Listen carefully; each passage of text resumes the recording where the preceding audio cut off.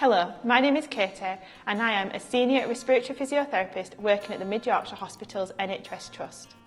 Welcome to our video on breathing pattern disorders.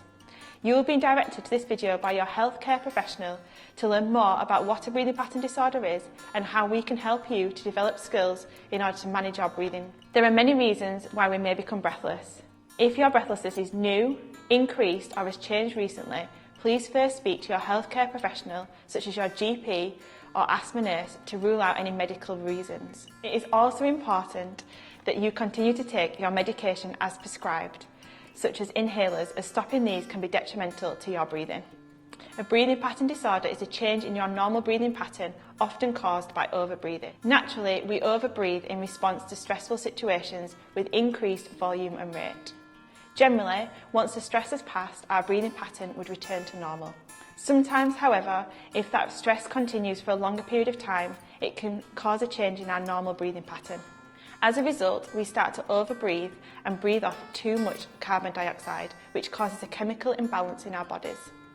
A low level of carbon dioxide in the body can cause symptoms such as palpitations, chest tightness, and tingling fingers. Once someone is aware of the unpleasant symptoms associated with their problematic breathing pattern, this may further trigger anxiety and upset, leading to a vicious cycle where our breathing can get worse. What will I be experiencing if I have a breathing pattern disorder? In general, you will feel breathlessness that seems out of proportion to the activity you are doing. For example, breathlessness after relatively minor exercise.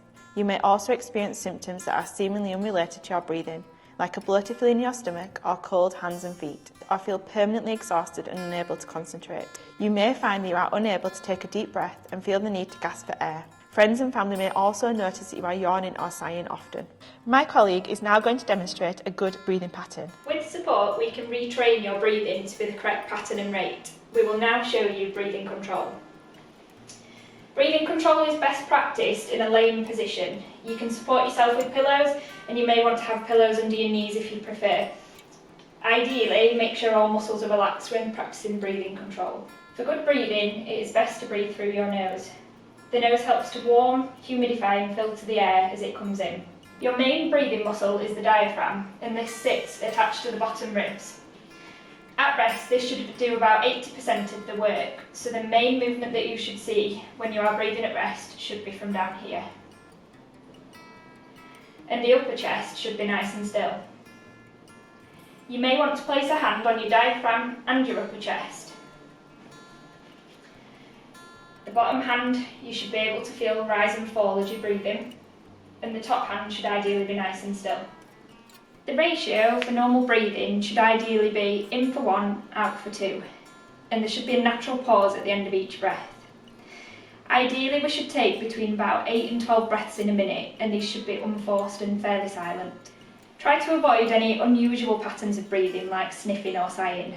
Once you can complete the breathing control in lying comfortably, you can then progress to sitting and standing, and then completing this in controlled activities such as washing up. You will hopefully get to the point where you no longer need to have your hand on your stomach, and it will hopefully become your normal pattern of breathing. It is important to practice your breathing control regularly, and your therapist will suggest how often we feel it is necessary for you. How do I control my breathlessness whilst talking? Some people find it difficult to coordinate their breathing and talking. In this situation, use the breathing control advice and try and inhale through your nose and exhale through your mouth. Avoid trying to gasp in air. Exhale and pause regularly during sentences to allow time for you to breathe back in through your nose. Use punctuation as prompts to stop. Anything else that can help? Exercise and a healthy lifestyle can have a positive impact on your breathing. We recommend that all adults exercise to a moderate intensity to improve their health and fitness. Start by going for a short walk and practice your breathing control. You can then gradually increase how much you are doing. As you become fitter, you should find that it has a positive impact on your breathing. It is important to think about potential triggers for the change in your breathing pattern to see if they can be eliminated or reduced. Often people can identify these triggers easily, however sometimes people can struggle. Speaking to your friends, family or healthcare professional can help to reduce the burden. Eating regular meals is also really important, as changing our blood sugar can also have a negative impact on our breathing. Making sure that you are keeping hydrated and not drinking too much caffeine is important too. Sleep can be affected by a breathing pattern disorder. or by the stresses that are leading to the change in your breathing pattern.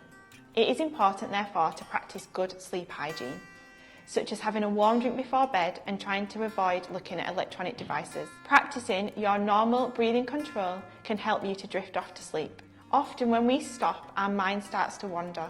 If this is the case, keep bringing it back to your breath and reminding yourself that you are in control. This may happen 100 times, but that's okay. Just each time, bring your mind back to your breath and it will start to get easier. Changes to our lifestyle can be hard, so try not to do everything at once. Make small changes and set yourself goals. This way you are more likely to stick at it. As you start to feel better and more in control, this will be motivation to keep going. If you have any questions or you feel you need any support with anything we have discussed in this video, please speak to your healthcare professional.